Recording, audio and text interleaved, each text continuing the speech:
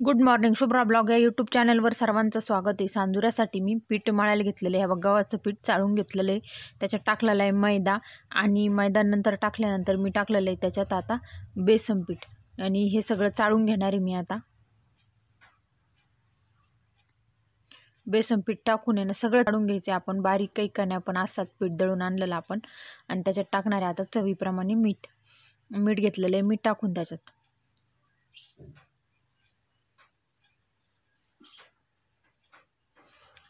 आणि वरून टाकलेलं आहे 2 पळ्या तेल.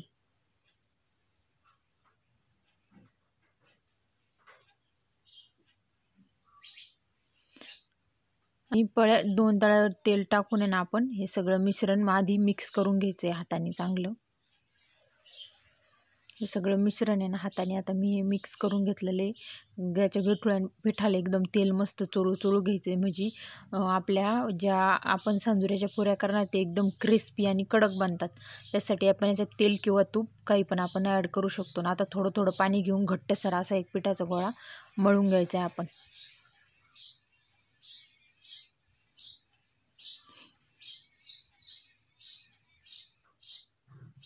थोडं प्रमाणात पाणी टाकायचे कारण आपल्याला भिजून द्यायचं आहे, त्याच्यामुळे पीठ मस्त मऊ होतं. हे बघा तुम्ही पाहू शकता किती छान याला हे आलेलं आहे पिठाला. आणि आता असं घट्टसर पीठ आपण अर्धा तास तसंच असं एक झाकून ठेवायचं आहे. हे बघा सांजुरा करायची तुम्हाला रेसिपी सांगते मी. काही नाही, गुळ गुळून पाण्यात घ्यायचा आणि त्याच्यात ते ना आपण भाजून गरा टाकून द्यायचा म्हणजे सांजुरा रेडी होतो. आणि 2 दिवस असाच भिजत ठेवला का मस्त तो फुगतो. आता झालेला आहे अर्धा तास पीठ झालेलं आहे मस्त भिजून रेडी. आता ती मळून घेऊ शकता तुम्ही किंवा एक एक छोटा गोळा करून आपण रेडी करून घेऊ शकतो. एकदम हवा असा छोटासा एक पेड्याच्या आकाराचा आपण एक पीठ घेतलेलं आहे. आता ते मस्त वाटी करून घ्यायची आणि त्याच्यात आपण सांजुरा भरून घ्यायचा आहे. याच्यात घेतलेला आहे आता सांजुरा भरून.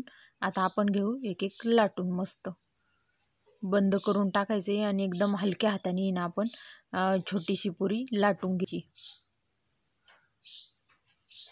पारी लाटून केलेली मी तयार. आता तेल होतंय गरम. आता गरम करायला मी तेल ठेवलेलं आहे कढईमध्ये तेल गरम होण्यासाठी कमी कडक होऊन द्यायचं आधी एकदा आणि नंतर गॅस आहे ना आपण कमी करून ठेवायचा आहे. गॅस कमी करून ठेवला की आपण त्यामध्ये आता थोडंसं तेल तापलेलं आहे, आपण त्याच्यात ते पुरी सोडून दिलेली. पुरी मस्त आलटून पलटून मस्त कमी फ्लेमवरच तळून घ्यायची म्हणजे ते एकदम क्रिस्पी आणि कडक लागते.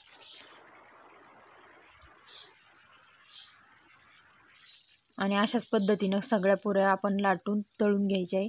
ह्या पुऱ्या झालेल्या आपल्या रेडी. तुम्हाला व्हिडिओ आवडला असेल तर व्हिडिओला लाईक आणि चॅनलला सबस्क्राईब नक्की करा. धन्यवाद. भेटूया पुढच्या व्हिडिओत.